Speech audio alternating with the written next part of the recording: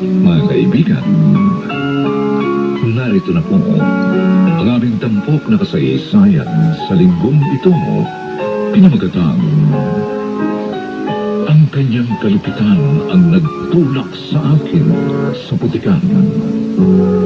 Dito pa rin sa ating natatanging dulang, may pangako ang bukas.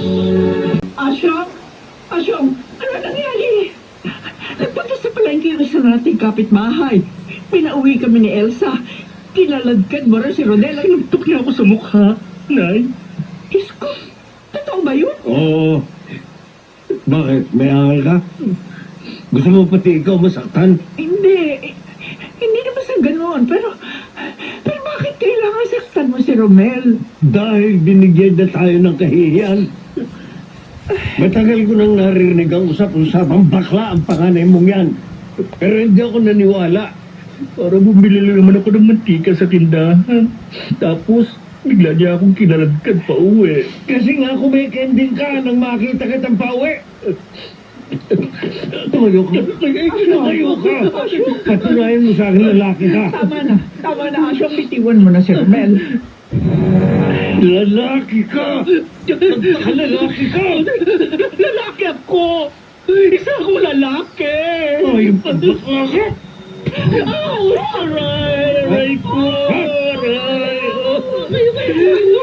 Tama na, Asyong! Ako na lang ang sakpan mo! Ako na lang! Aray! Tama na po, Nay. Idampi mo lang to yelo para umupa agad yung mga pasamo sa mukha. Ayoko na po. Paano gagaling yung mga pasamo? Ang ibig kong sabihin, Nay, ayoko na rito. Ha? Ano ba sinasabi mo, anak? Kasi naman, mula nung balik kami ni Elsa, puro away. At puro murahan kayo ni Tio Asyong. Yun lang lagi namin nakikita. Anak, nang mamatay ang tatay niyo, nawala ng direksyon ng buhay ko. Kung wala si Asyong, hindi tayo kakain araw-araw. Pero kapalit naman ang pagpapakain niya sa atin. Yung araw-araw na pagmumura at panunumbat sa inyo. Tanggapin niyo lamang natin yun. Dahil sa wala naman talaga akong alam na hanap buhay. Pati yung ginawa niyo sa akin, tatanggapin na lang natin. May wala na ba talaga kaming halaga sa inyo? Hindi anak. Nakita mo naman, kahit natatakot ako sa inyo, Tio Asyong, namagitan ako kanina. Nagmakaawa ako na ako na lamang ang saktan niya, huwag lang kayo.